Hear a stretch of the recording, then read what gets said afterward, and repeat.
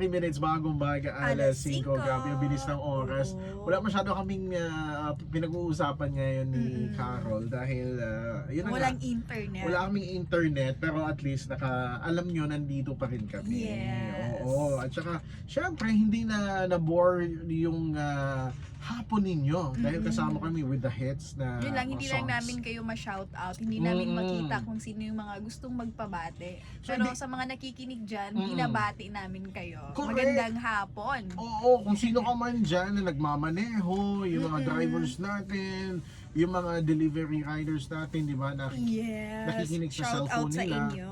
Ayan, shout out sa inyo, ha? 4:58, 2 minutes bago mag alas 5, bukas babawi kami. Sana okay na ang aming connection. Yeah, sana bumalik na siya. Sana all may bumabalik. Kapag Yung na-miss pera mo, na ginagasto natin, sana bumalik. oo nga, circle lang naman yan. Babalik lang din yan. Oo, siya, Ano sige. yung pag na-miss mo, pwede mong balikan. Pwede mong balikan. Parang iba yata yung napapakinggan natin. Parang napanood ko na yun yung dati.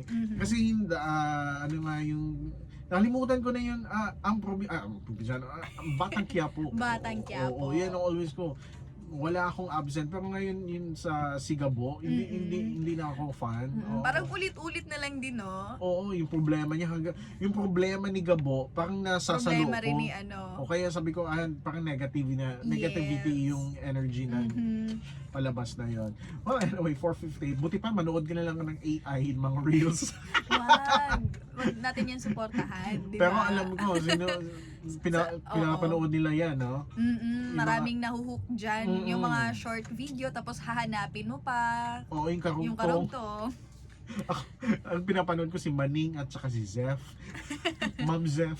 Oo, yung iba Sir dyan, yung Maning. mga prutas na nagsasalita. Wala na yun, hindi na uso yan. Oo. Yung mga uso ngayon, mga drama sa mga drama reels, mga AI, Yes, mga sa mga lumalabas sa FYP natin. Oh, yan ang dahilan bakit hindi kayo nakakatulog ng maaga. Ayan. Oo, ikaw ba anong oras ka ba natutulog? Maaga 10. 10. Yes. Maaga na yan sa lagay na yan. Mm.